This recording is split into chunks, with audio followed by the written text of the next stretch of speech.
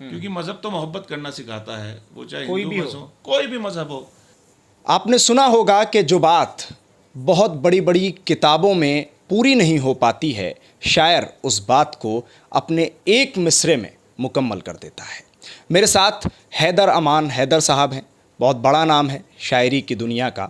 सबसे पहले आपका स्वागत है INN चैनल पर, बहुत आपका शुक्रिया। इस्तकबाल करता हूँ।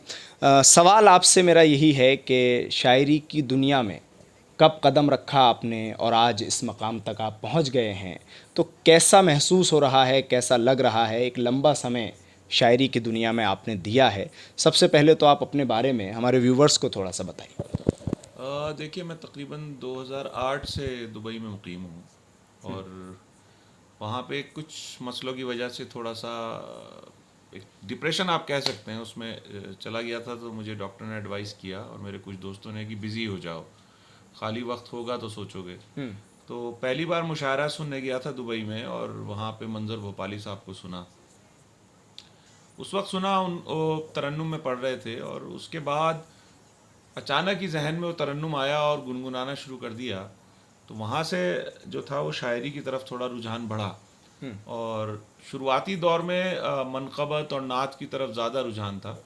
तो शुरू में तो मंजर भाई से इजाज़त लेके उनकी शायरी पढ़ना शुरू करी, और पहला जो इंटरनेशनल प्रोग्राम पढ़ा वो मदीने में पढ़ा, 8 रबीउल अव्वल की महफिल।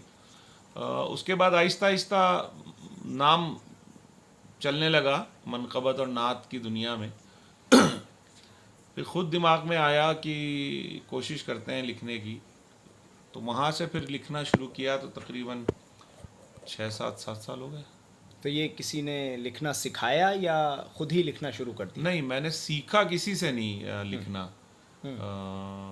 मतलब जो आया वो लिखा, और जो एक्सपर्ट हैं एक दो लोग फिर शायरी किसी को दिखा दिया कि ठीक लिखा है, तो इस्लाह के लिए। इस्लाह के लिए, और कुछ नहीं। कभी किसी से बिठा के उस्ताद बना के किसी को नहीं सीखा। उस्ताद की तो अगर आप बात करें तो मंजर भोपाली साहब को देख के सीखा है, तो उन्हें कह सकते हैं आप।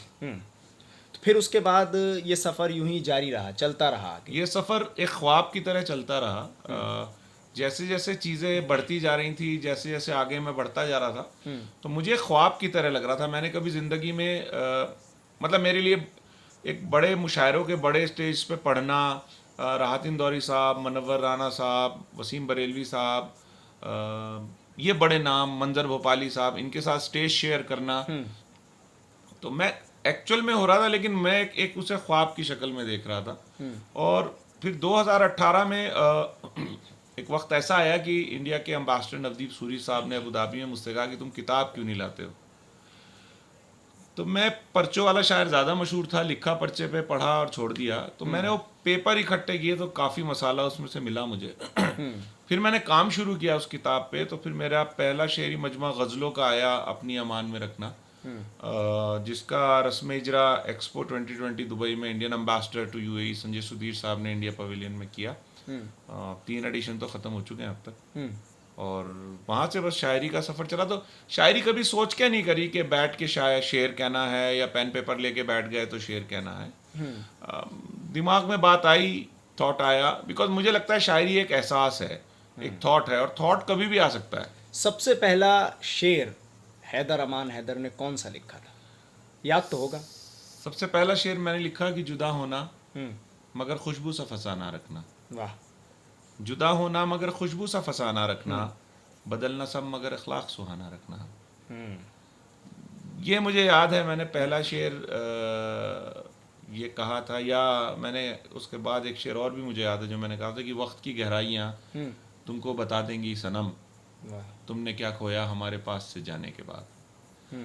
गज़लिया शायरी, गज़लिया शायरी शायद शुरुआत में गज़लिया शायरी करी, मगर साथ के साथ मनक़बत, नात और सलाम भी, जो अहले बैत कहलवाते रहे, हम कहते रहे। कि मैंने शेर कहा कि परचम हज़रत अब्बास उठाए रखना,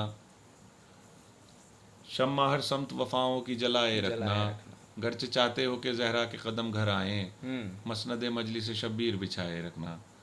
उस तरफ भी कहा, मिला उसी दर से है। लेकिन हाँ, गज़लों की तरफ भी रुझान हुआ। लेकिन मैंने सबसे पहले शुरुआती 3 साल अगर आप कहें शुरुआत के, मैंने सिर्फ मनक़बत नात पढ़ी। मतलब मैंने मदीने से शुरू किया, मैंने इंग्लैंड पढ़ा, इंग्लैंड के रिलीजियस टीवीज पे मैं बहुत आया, बीबीसी पे बहुत आया। यहाँ से फिर गज़ल तो फिर आहिस्ता आहिस्ता गज़ल की तरफ रुझान आ गया। मुझे याद है मैंने पहली गज़ल जो कही थी वो ऐसे ही बैठा था और गाड़ी चलाते हुए ख्याल आया था कि बेसबब तुझसे मेरा हाथ छुड़ाया किसने, मुझको महके हुए ख्वाबों से जगाया किसने, वो नहीं है जो मेरे साथ चला करते थे, मेरे कदमों से कदम फिर ये मिलाया किसने। मतलब इस तरह से ख्याल आया, थॉट आना।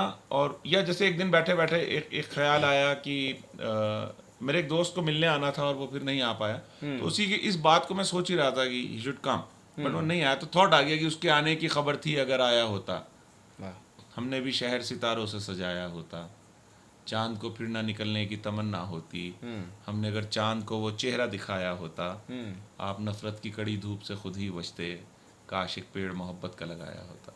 हाँ, ये जो आखिरी का मिसरा है, आप नफ़रत की कड़ी धूप से खुद ही बचते, काश एक पेड़ मोहब्बत का लगाया होता, तो मैं इस पर मौजूदा हालात को देखता हूँ।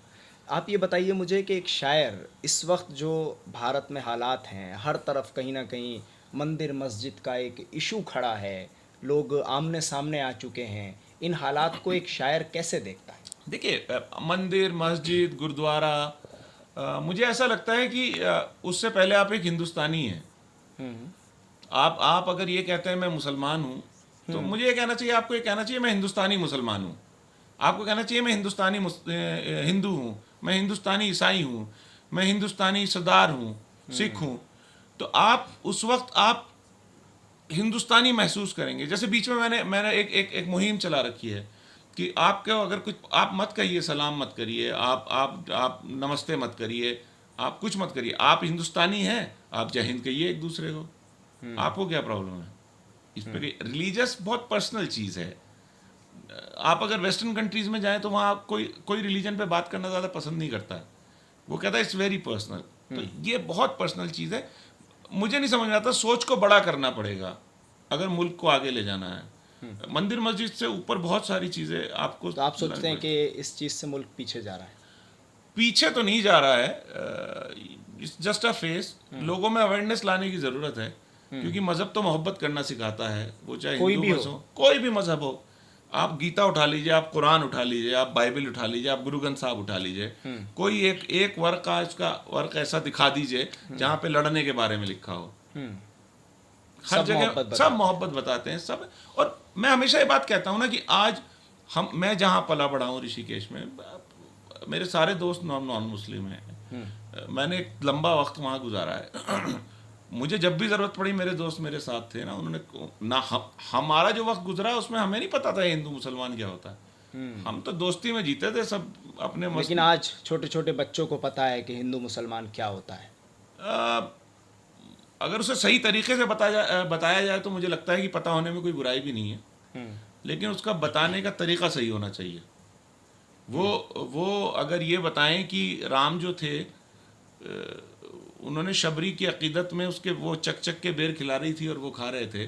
मुसलमान ये बताएं कि रसूलुल्लाह सल्लम जब मदीने की गली से गुजरते थे तो एक औरत कूड़ा फेंकती थी, और जब उस औरत ने एक दिन कूड़ा नहीं फेंका तो वो ऊपर गए और उसको पूछा कि क्या है, तो उसने कहा मैं बीमार हूँ, तो उसकी तीमारदारी करी।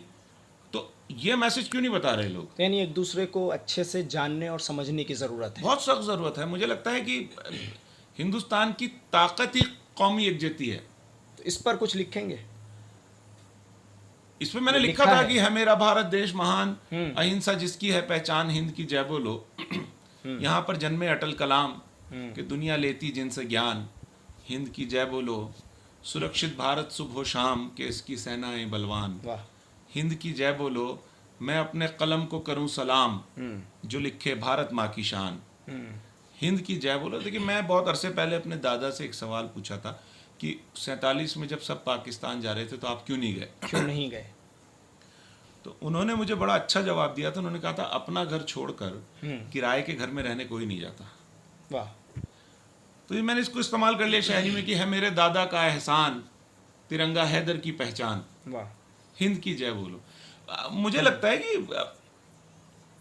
प्रॉब्लम ये नहीं है कि मजहब के बारे में बताया जा रहा है, बिल्कुल बताया जाए, लेकिन बताने का तरीका सही होना चाहिए, सही चीज़ें बताई जाए। सही चीज़ें बताई जाएं, और मुझे नहीं लगता मजहब को सियासत का हिस्सा नहीं बनाना चाहिए। चलिए, बहुत बहुत शुक्रिया हैदर अमान हैदर साहब बातचीत करने के लिए हमसे, बहुत शुक्रिया हमारे साथ जुड़ने के लिए। हैदर अमान हैदर साहब हैं जो इस वक्त मुल्क के हालात को किस तरह से देखते हैं, और ख़ास तौर से जो भी हिंद की जय बोलो इन्होंने सुनाया है वो मौजूदा हालात को साफ़ तौर से दर्शाता भी है। उससे पहले बहुत सारी बातें भी कही हैं कि अगर मज़हब को सही तरीके से दूसरे तक पहुंचाया जाए तो ना फसाद होंगे ना दंगे होंगे, क्योंकि हिंदू हो या मुसलमान हो, दोनों का मज़हब या कोई और मज़हब भी हो, लड़ाई कोई नहीं सिखाता। आपस में प्यार, मोहब्बत और भाईचारा हर एक मज़हब अपने ग्रंथ में लिखता हुआ और सिखाता हुआ नज़र आता है। दिल्ली से INN चैनल के लिए साहिल नकवी।